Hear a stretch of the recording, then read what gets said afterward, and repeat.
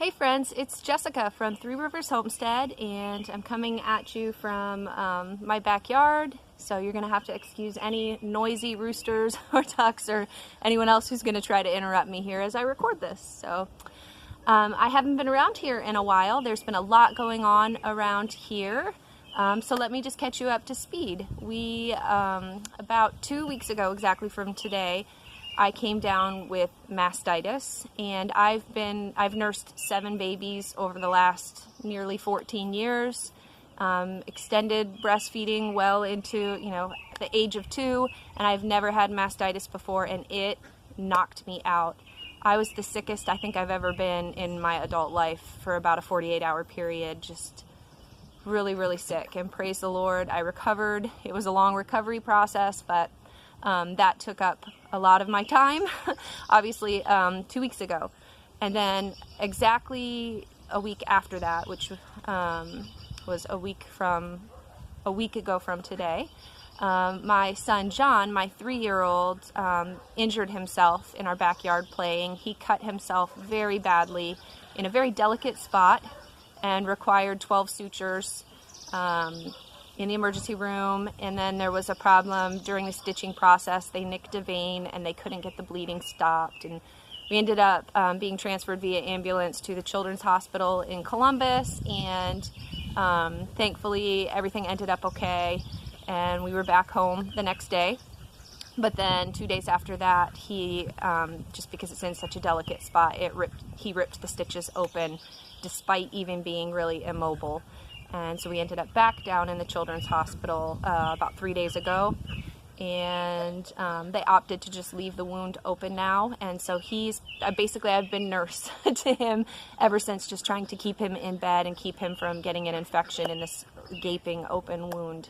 And so yeah, that's why I haven't been putting out videos. I've just been busy trying to heal my family. It sort of feels like our health is under attack by the enemy right now, and so just lots of prayer, lots of care to my family, and you know what, the Lord's been faithful through it and carried us through it. And hold on, sorry, didn't think I'd get emotional, but yeah, there's been lots of blessings hidden throughout this whole trial that we're going through, and just so many things to be grateful for. My husband just so happened to be on a staycation. He took 10 days off of work, and through the thick of most of this that has been happening, he's been home, and I don't know how I would have done it without that being the case. So the Lord provided exactly what we needed to get through this, and I praise Him.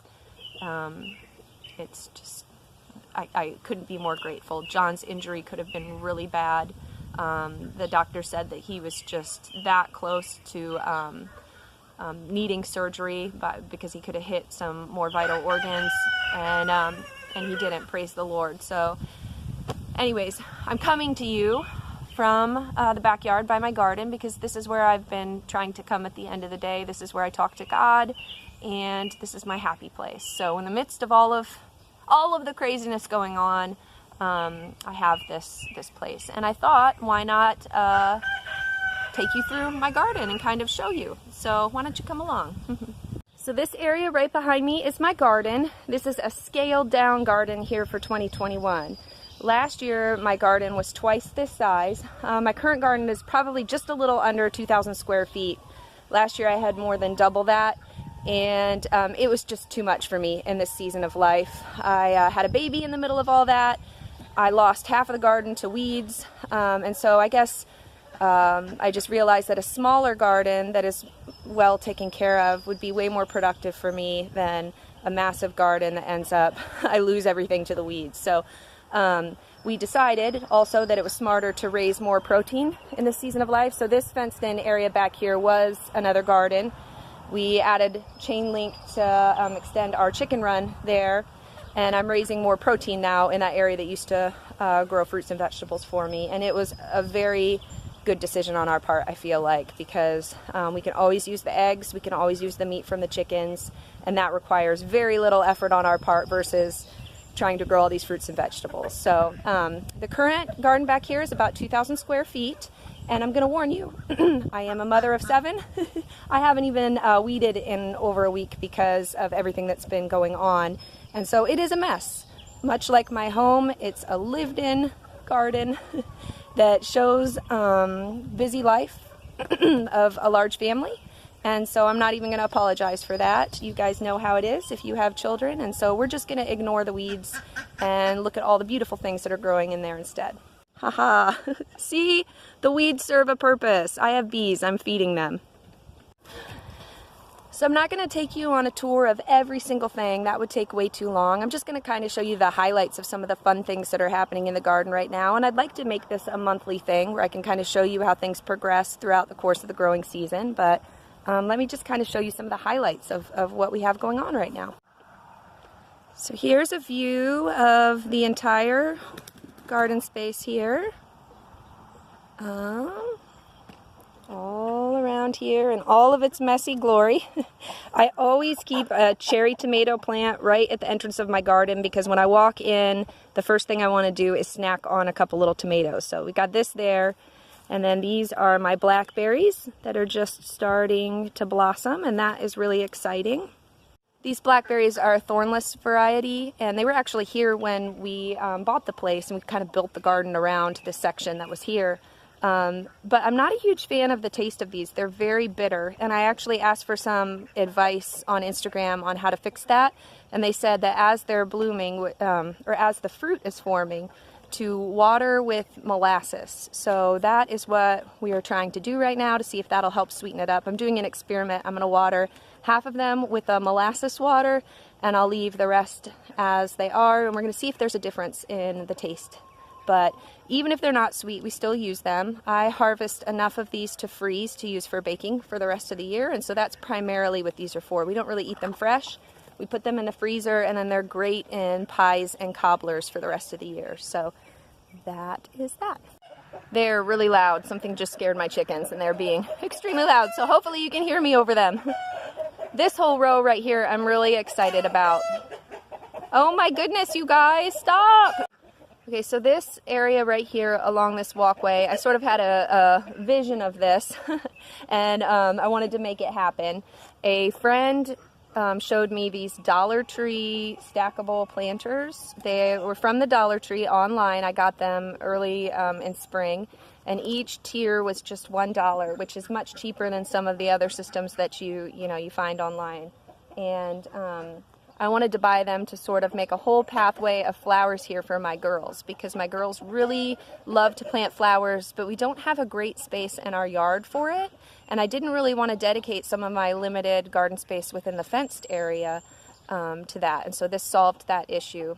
Our problem with planting flowers by the house outside of the fence is that our dog digs up anything that that we plant there. So this was an opportunity. I thought we could create this whole wall of these stackable planters, and my girls could just plant whatever flowers they wanted in them, and it would be really pretty. And I'm really pleased with the results. And it was a really cheap project between purchasing the planters and purchasing the soil that we put in them. So this is great.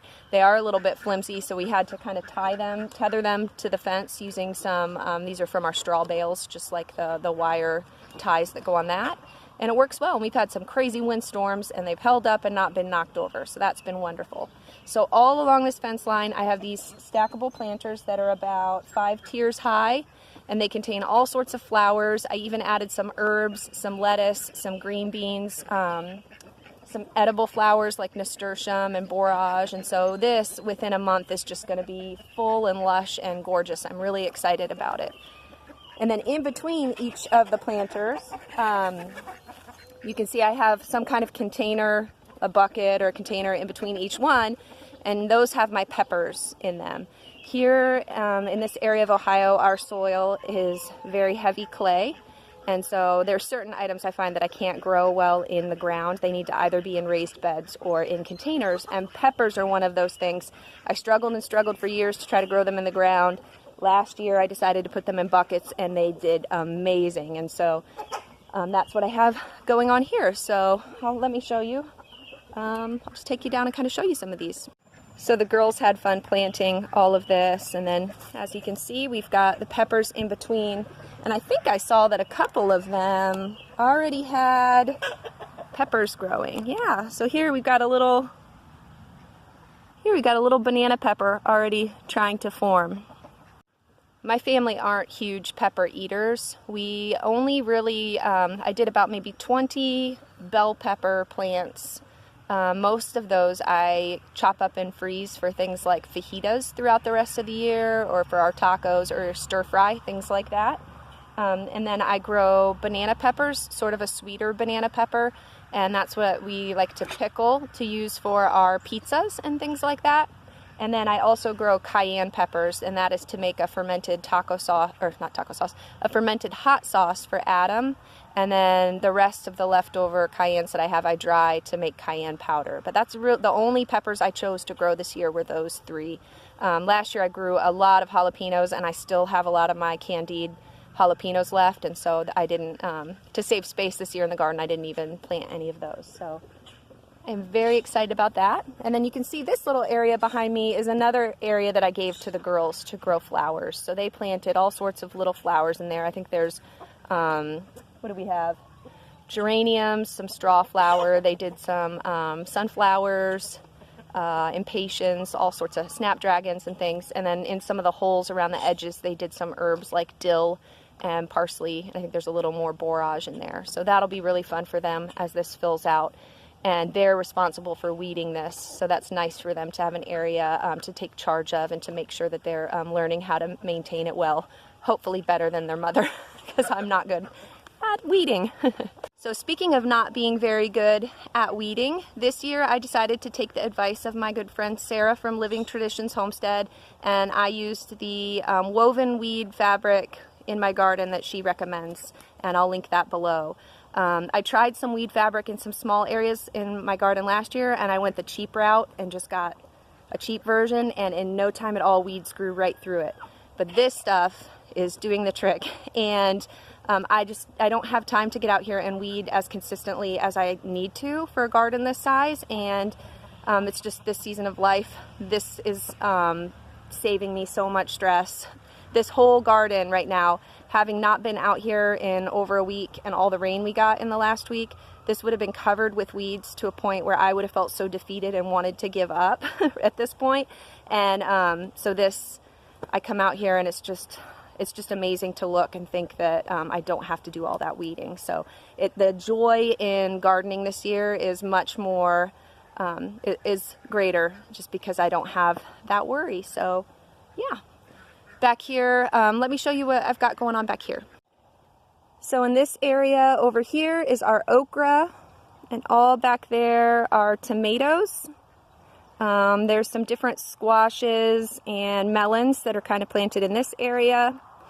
I had some leftover pepper plants that I just thought I would throw in there just to see how they do, even though my peppers never do well in the ground. So we'll see what happens. And just some other random stuff. Over here, all my first planting of beans. I will do much more as the season goes on. So for tomatoes, this year I did approximately 70 tomato plants. Maybe 10, a little more than 10 of those were cherry tomatoes, just snacking tomatoes that I placed throughout the garden. And then the rest are all what I'll use for canning and fresh eating. I fit a lot of them here in these rows that will be trellised up here on the fence. And then I reached a point where I had like 20 extra tomato plants that I just needed to find a place for. And I was like, where there's a will, there's a way. I will find a way to fit them. So I have little spots all along the garden where I just stuffed tomato plants, and hopefully they'll thrive there. So yeah, I mostly planted black crim and Amish paste. Those are my two main types. I really like the black crim. They're prolific around here. They grow really well, and they're great for fresh eating. And then the Amish paste I primarily grow for canning sauces and things. And then there's a couple other random varieties that I grew. I grew some mortgage lifters, some Paul Robeson, what else? Pink Jazz, maybe 4 or 5 other types, just a couple plants here and there. So tomatoes are one of my favorite things to grow, and I've really got to get out here and get some of the suckers off of these and get them fertilized. But I haven't had a chance, so we'll see how it goes. Up here is a lot of my perennial stuff. Let me show you what we have going on up there. Okay, so this area right here, these are my strawberry beds. I have 2 beds here of them, and as you can tell, the weeds, the thistles and the grass are already growing up through this. So every time I look at this, because these were already here and I wasn't able to put the woven weed fabric down, this is always a great reminder to me of what the rest of the garden would look like had I not put that weed fabric down. And every time I look at this, it makes me grateful. So I was able to lay a little bit of cardboard down around these plants and put some straw down as a mulch, and it suppressed quite a few weeds, but not all of them. But they're really growing well. Let me grab one here. Got some nice big strawberries, and we've been harvesting these. I come out here about every other day, and we pick a large bowl to enjoy. We don't grow enough strawberries here currently just because the garden isn't large enough to meet all of our yearly needs, but we do grow enough for fresh eating through the season. And then there's a great local organic strawberry farm that I can go to purchase in bulk and freeze for the rest of the year. But I'm just telling you, this is one of my favorite parts of gardening is strawberry season. To me, there is nothing more satisfying than biting into a fresh, juicy strawberry. I've looked forward to this all year, and the time is here, and I'm just really enjoying it. So, good stuff. So there, got some strawberries over here, and then I'm slowly transitioning this bed here into a perennial herb bed, and so we've got lots planted in here: lavender, oregano, chives, thyme, sage, what else? Lemon verbena, there's some lemon bee balm, all sorts of stuff, rosemary. So this will be great here as those really take off. Some of those were transplants from other areas that I moved over here that are well established, but a lot of those are new plants that I put in here this year. A lot of our kale and other brassicas, cabbages are growing in here, and they're really doing lovely. I grow some kale and cabbage now, but the bulk of our brassicas I will grow in the fall because a lot of the things I have planted here will come up, such as my beds of garlic back here. Those will be pulled up here in about a month, and then I'll replace that entire area later on with beans. And then another area over here with onions, we'll add more brassicas later on. So yeah, can't get enough of that, but we'll make space for more stuff here as we need it. Let me show you these I'm excited about. So we have a problem with radishes bolting very early here, but that isn't a problem for me because a lot of people don't know that once the radish bolts and it sends up its little flower stalk, if you let these go to seed, they'll create a lovely little green edible pod. It's about that long, and they're green, and they are delicious. And I actually enjoy those pods more than I even enjoy radishes. And so once these grow, I get excited because I know the pods are coming soon. We'll harvest all those pods off, and we eat them much like green beans. So you can just saute them up like you would green beans or put them in a stir fry.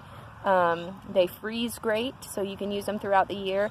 They taste a lot like a green bean, but they have a radish flavor, so they're lovely. If you ever get a chance and your radishes bolt, don't be so quick to pluck those out. Go ahead and let them go to seed and enjoy those pods. They're wonderful. The garlic is sending up scapes. It is garlic scape season. If you don't know what those are, let me show you. Certain varieties of garlic will produce what is called a scape. This, if you let it keep growing, this area right here would turn into a flower that would contain the seed of the plant. But if you pluck them off now, the plant, instead of putting energy into producing this flower and the seed, will instead take all of its energy and put it down into producing your garlic bulb underground, which is what you want. But the wonderful thing is that these scapes are also edible. They taste like a very mild garlic. And so what we've been doing is just coming out and getting a couple a day, and we chop them up, we put them in our scrambled eggs, we add them to fried potatoes, just about anything, even put them in hamburgers, things like that.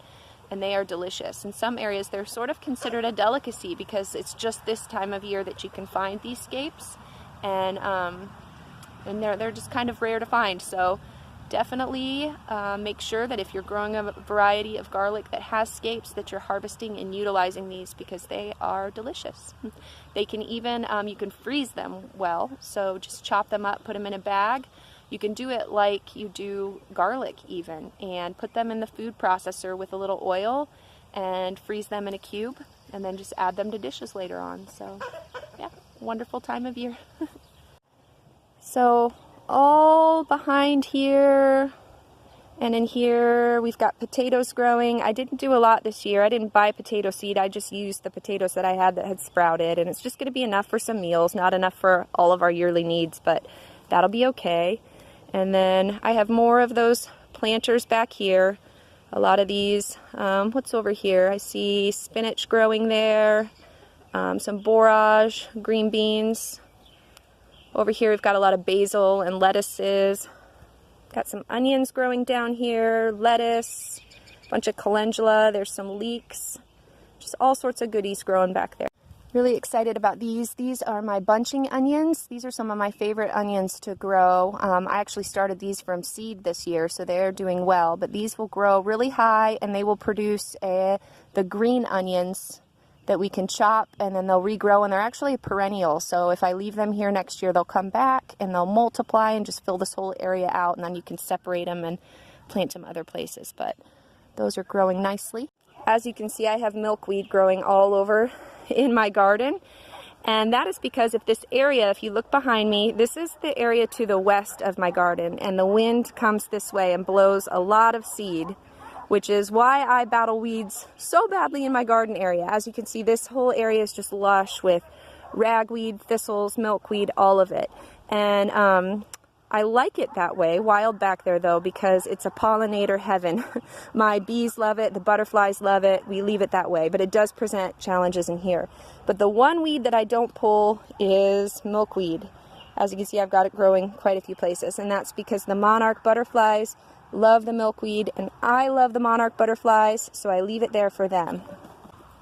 We actually enjoy hatching out Monarch Butterflies. So what we do is, starting here in probably a month or so, we'll come out here and you just can look under the leaves and you can find where the little Monarch eggs are, or even where the teeny tiny caterpillars are, and we save them on the leaves.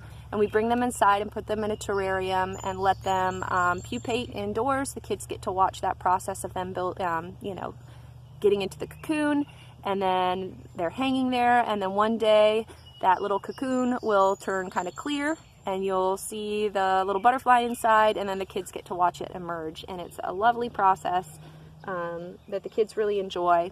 Last year, unfortunately, there were no monarch butterflies anywhere, and it was so sad. But we're hoping that we've fixed that situation by ridding our property of the praying mantises that I mentioned a few videos ago.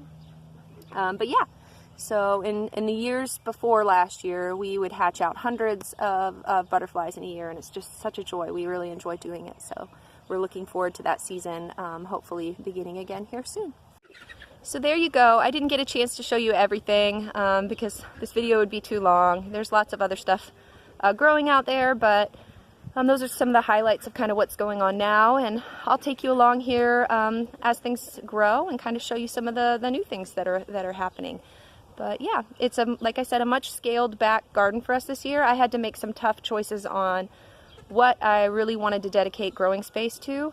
There are some things that I just opted not to even try to grow this year because it wasn't worth the space, such as corn and carrots, because carrots don't do very well in our soil here, and I have to put them in raised beds or containers. So I only did a couple containers of carrots back there and just opted to purchase the carrots that we need. I have great sources for organic carrots and can support other farmers in that. And so that's sort of the place I'm at, where it's okay to not grow it all yourself. It's okay to support other farmers, and I'll have just as much fun canning the produce that I purchase from other farmers as I grow myself. So the staples that I chose to make sure that I'm growing enough of for myself this year are tomatoes, okra, green beans, cabbage, kale. I'm trying to think if there's anything else. Obviously onions, garlic. Those are the things I'm really focusing on. Peppers. And so yeah, it's scaled back. It's fun, and yeah. Thank you for letting me take you through. This has been a fun little distraction from everything that's going on right now. It's been nice to come out and share my little slice of Eden with you.